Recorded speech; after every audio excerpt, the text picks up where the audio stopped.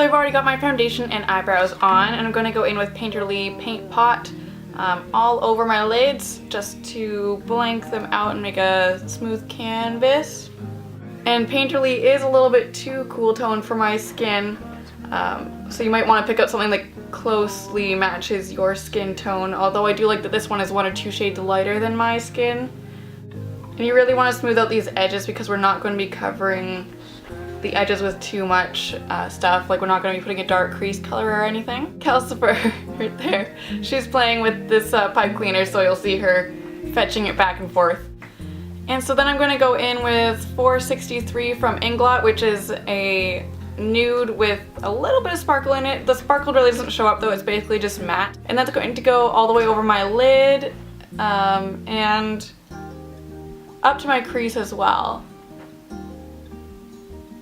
You could also use a powder foundation for this, and that would match your skin tone exactly if you have one. So then, just to keep this really simple and neutral, I'm going in with 360 from Inglot, which is like a warmish toned mid brown, and that's going on a fluffy brush and lightly into my crease.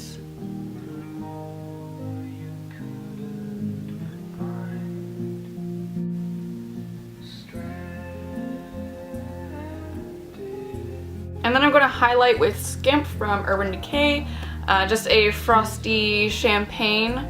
It's actually not super frosty, so it's more like a satiny frost. So this is going to highlight the inner corner.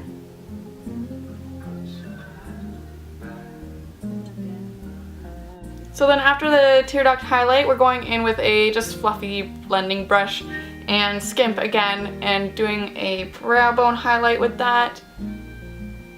And in all reality, I probably should have done my brows after this, but it's done now. Okay, so there you have like a very simple, neutral, Calcifer's just going crazy in the background there. Say hi, Calcifer! Yeah. So then there you have just a very simple, neutral, muted, very blended out, everyday eye. If you just put on some mascara after this, you'd be set to go for like an everyday look. But I do want the eyes to balance out the bold lips just a little bit. So I'll be lining out my eyes with Black Track Fluid Line. And I think I'm gonna attempt to do a really thin winged liner, but who knows how that will go. So we'll see.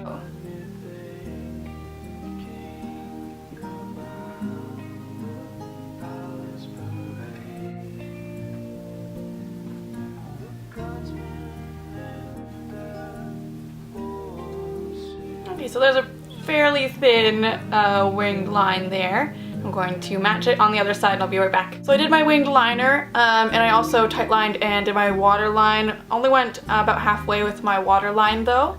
And now I'm going to do mascara. This is Volume Glamorous Max Holidays from Bourjois Paris. Normally I would curl my lashes, but honestly I'm not going out today and this is literally just for this video, so I'm not going to curl my lashes today. And just liberally apply this. And on the bottom lashes, I'm going to use Benefits They're Real. I just find the brush is a little bit easier to manage for the bottom lashes, and this is going to be a pretty light coat on the bottom.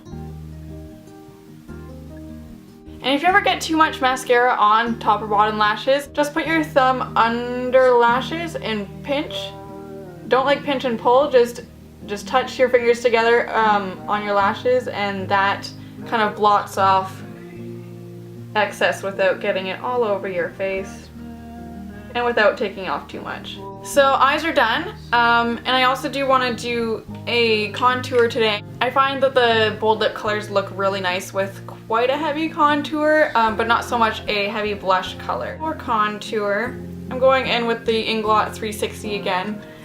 This works quite well for me as a contour, but it's very dark, so tapping off a ton of the excess. And I'm going to start in here. This brush is a little bit dense for my liking for contour, but my favorite contour brush is really dirty right now, so I'm not going to be using that one. And I know that a lot of girls like to do their contour up a little bit into their smile lines, but I like a little bit more of, not really a masculine shape, but just more chiseled than that. So I like to just do mine straight down where my shadow naturally falls, like right along there. And with this same brush, I normally would use a smaller one, but oh well. This one has a nice fine point anyways. I'm going to do up into the, I don't know, inner brow bone and the nose. Just bring it straight down. And the nose is always my lightest contour that I do. But you can see that you can hardly see it from the side, which is how a contour should do. I mean, obviously you want to be able to see it from the front because that's normally the lighting that people do contour for. But, you know, you don't want to be out in person and you see like giant brown stripes everywhere. And I find that when you're contouring your jawbone, you can do a little bit of a stronger, heavy-handed contour there, just because a stronger shadow normally falls there. And after you're done contouring, I wish I had a matte highlighting color that was a powder. All I have is cream foundation highlighters, which I probably should have had better forethought and done when I was doing the rest of my foundation. Anyways, I'm gonna go in with Skimp from Urban Decay again. This guy here. It's a little bit of a champagne highlight, and I'm going to go very lightly down the center of my nose, then buff that in with my fingers because it's a little bit shiny. After you've done your nose highlight, you're going to go in with a little bit of a bigger brush. This is the 168 from MAC. I'm going to use the tip of it with the Skimp, just the very, very tip, and tap it off a little bit and do a little bit of a highlight. And I like to bring my highlight through my brow bone all the way down to my cheeks, and then use whatever's left over and just buff it into your other high points of your face. So lower bit of your forehead down, and then your, oh hi Calcifer, and then your chin. So after highlight and contour, I'm going to go in with a couple layers of Too Faced Lip Insurance, which is basically like shadow insurance but for your lips. And it's basically like a clear lip liner in liquid form. So it's going all over my lips quite generously. And I'm also going to go kind of like around my lips to prevent feathering and just fill in all those little fine lines. And I do like to do 2 layers of this just to kind of smooth out the texture of my lips a little bit more. So then for my bold lip color, I'm using Pagan from OCC. It's one of their matte lip tars. And Pagan is a really dark purple. It can lean a little bit cool toned purple when it's really thinned out. And with lip tars, this is literally the amount you'll probably need for your whole lips. I have quite large lips, oh sorry. So I'll probably need like 1.5 drops this size. But remember that less is more with these babies, because if you get too much, it does feather quite easily. If you want it to be really opaque, do a couple really thin layers and let it dry down in between. That'll really help it stay longer and prevent feathering. So, like you can see, it looks basically black when it's real thick like that.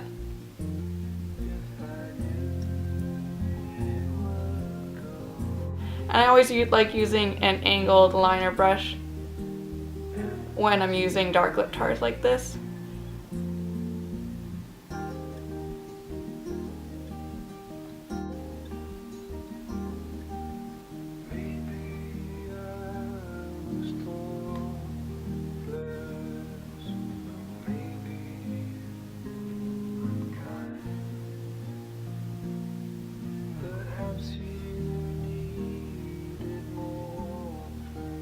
And there you have it. I mean, it does take a little while to get used to lip tars, and it also takes a little while just to get used to applying dark lip colors because it takes so much more precision than a regular nude lip color would. But I'm really loving the dark lip color trend, especially like the weirder dark colors like Techno Pagan, which I couldn't get my hands on, which is like a dark metallic blue, and like the dark greens are coming in, and it's fantastic.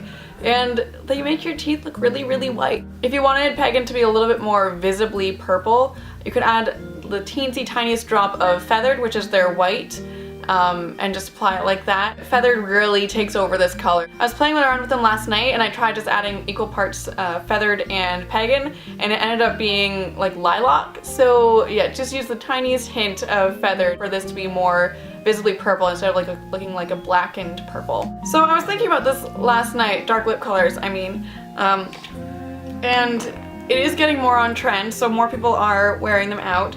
But I find that whenever I wear dark lip colors out, half the people are saying things like, oh, I could never pull that off, I could never rock that.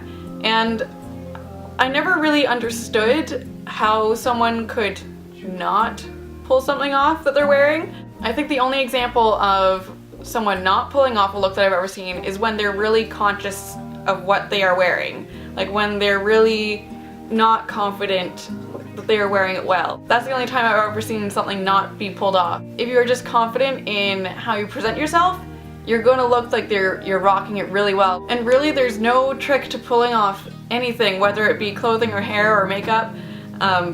Literally all you have to do is put it on your face. There you go, you're pulling it off. I think that a lot of people just assume that people who do wear dark lips out or change their hair color or something look a certain way and that's why it looks good on them. But that's completely not true. It looks good on them because they're confident in wearing it. So really, the only thing you have to do to pull off a certain look is to put it on your face and then go outside. Literally, that's all you have to do. Go out and wear what you want on your face and on your hair, on your clothes, and be confident in yourself and know that you like it, and that's all that really matters. Then you are already pulling off your look, you're already rocking it. So that's it for now. Kelsey first says bye. Of course she's not gonna look at the camera's not interesting enough. So I'll see you guys in my next video. I think that it will probably be my eye mats haul, maybe. I'm not sure which of these is going to go up first, so you will either see the eye mats haul before or after this video. Make sure you subscribe if you like what I do and like this video, and I will see you in my next one. Have a great day, everyone. Bye!